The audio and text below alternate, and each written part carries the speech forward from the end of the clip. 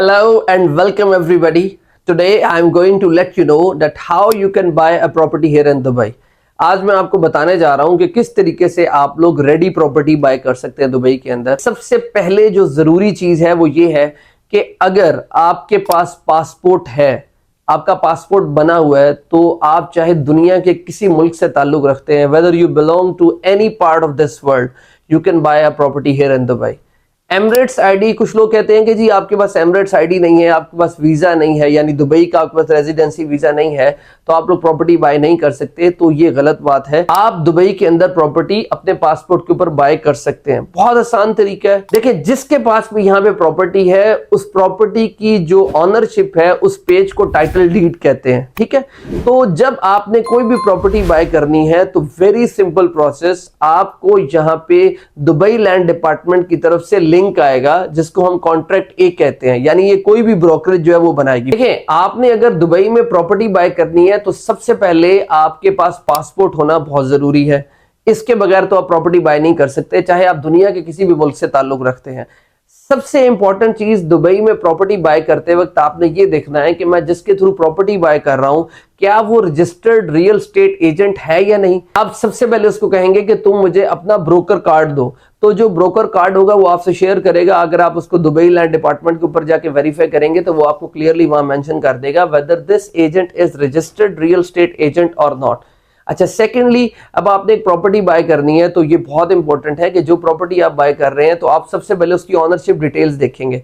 तो ownership details देखने के लिए, जैसे पाकिस्तान में कहते हैं जी फलां फर्द कटा के ले आओ, फलां आया चीज ले आओ, तो यहाँ पे टाइटल डीड कहा जाता है ऑनरशिप पेज को। जो ऑनरशिप जिसके ऊपर डिटेल्स लिखी हुई होती है उसके ऊपर टाइटल डीड उसे कहा जाता है। इसके ऊपर तमाम डिटेल्स मेंशन होती हैं, अपार्टमेंट नंबर कौन सा है, फ्लैट नंबर कौन सा है, या विला नंबर कौन सा है, ठीक है, प्लॉट कौन सा है, उसके स्क्वायर फीट कितने हैं, प्रॉपर्टी जो है ये किससे उसने परचेज की हुई है, यानी तमाम डिटेल्स, और कितने में परचेज की हुई है, ये तमाम चीजें उसके ऊपर मेंशन्ड होती हैं।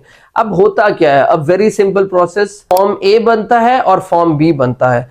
जो फॉर्म ए है वो सेलर अप्रूव करता है और फॉर्म बी जो है वो बायर अप्रूव करता है। बेसिकली फॉर्म ए के अंदर तमाम डिटेल्स सेलर की आ रही होती हैं कि इतने में फरोख्त कर रहा है, ये यूनिट फरोख्त कर रहा है, कमीशन दे रहा है, नहीं दे रहा है, तमाम चीजें उसके अंदर हम मेंशन करते हैं। इसी तरीके से फॉर्म बी के अंदर जो है वो हम बायर की डिटेल्स मेंशन करते हैं कि उसका नाम क्या है, उसका जो है वो प्रॉपर्टी जो ले रहा है वो कौन सी है, कमीशन दे रहा है वो उसके अंदर मेंशन्ड होती हैं, तो तमाम चीजें। अच्छा, जब सेलर और बायर दोनों वो फॉर्म अप्रूव कर देते हैं तो फिर हम उसको फॉर्म को मर्ज कर देते हैं, जिसको कहते हैं MOU, मेमोरेंडम ऑफ अंडरस्टैंडिंग। ठीक है, MOU बनाने से पहले जो बायर होता है वो 10% का सिक्योरिटी चेक देता है ऑनर के नाम का, यानी सेलर के नाम का, जिससे वो प्रॉपर्टी खरीद कर रहा होता है। ये 10% सेल वैल्यू का होता है। फॉर एग्जाम्पल, अगर आप 1 लाख दरम की प्रॉपर्टी खरीद रहे हैं तो आपको 10,000 दरम का सिक्योरिटी चेक देना होगा। अगर आप 1 मिलियन की प्रॉपर्टी खरीद रहे हैं तो आपको 1 लाख दरम का जो है वो सिक्योरिटी चेक देना होगा।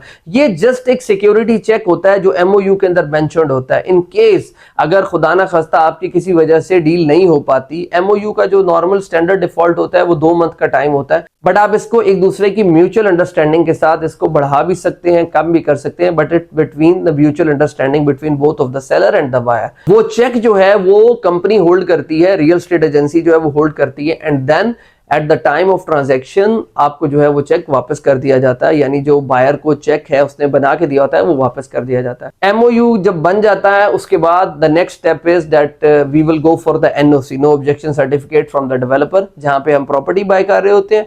उस NOC के बाद हम किसी भी ट्रस्टी ऑफिस के अंदर जो है वो अपॉइंटमेंट बुक करते हैं। वहां पे जब हम जाते हैं, दुबई के अंदर जब आपने प्रॉपर्टी बाय करनी है तो बायर को 4% DLD देना पड़ता है। DLD is Dubai land department fees.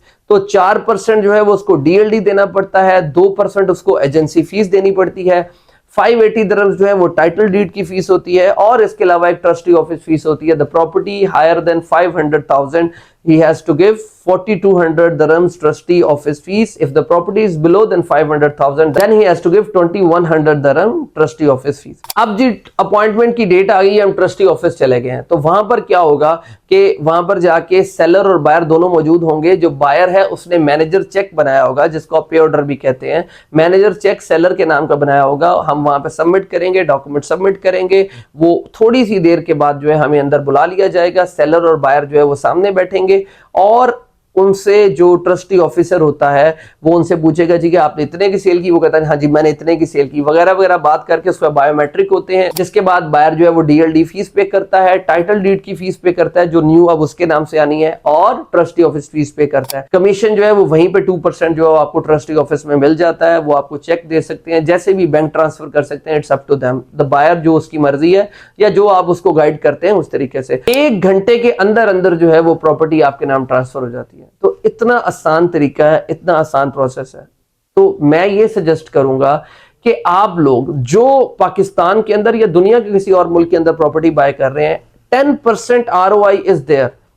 10% ROI आपकी इन्वेस्टमेंट के ऊपर आपको मिल रहा है। इससे बेहतर इन्वेस्टमेंट दुनिया के किसी मुल्क में नहीं हो सकती। आप सर्च कर लें, अगर कोई मेरी बात से इत्तेफाक नहीं करता तो वो मुझे चैलेंज कर सकता है। प्रॉपर्टी के अंदर 10% ROI बहुत ज्यादा ROI है। पाकिस्तान के अंदर उठा के देख लें, 3-4 करोड़ की कोठी होती है, कितना रेंट मिलता है? लाख रुपया, 1.25 lakh, 1.5 lakh. But here in Dubai if you are buying a property worth 3 crore rupees Pakistani, you are getting an easy rental up to 300 to 350,000 PKR। This is absolutely amazing। दुनिया के किसी मुल्क के अंदर ऐसा नहीं होता है। You know, the billionaires, the millionaires अब तक इस साल के अंदर more than 5-6-7,000 के करीब जो है वो दुनिया के अमीर तरीन लोग जो है वो दुबई के अंदर कदम रख चुके हैं। And they are buying here। Why people are investing here? क्योंकि ये सेफ है, आपको टेंशन कोई नहीं है। अगर कल को खुदा न खास्ता आप इस दुनिया में नहीं रहते तो ये प्रॉपर्टी आपके बच्चों के नाम पे ट्रांसफर हो जाएगी। This is the free hold property which I am talking about. अब लोग इन्वेस्टमेंट कर रहे हैं दुबई में और बड़े पैमाने पे कर रहे हैं। तो मकसद आपको बताने का ये है कि वेरी सिंपल प्रोसेस। अगर आपको कोई भी इंफॉर्मेशन चाहिए तो नीचे ईमेल एड्रेस जो है वो मैंने मेंशन कर दिया हुआ है, आप उसके ऊपर भी मुझसे रब्ता कर सकते हैं। मैंने अपना कॉन्टेक्ट नंबर भी नीचे मेंशन कर दिया। You people can talk to me, I will get you on the Zoom call. हम कॉल पे बात कर सकते हैं। And the most important thing is I am a registered real estate agent here in Dubai. Thank you.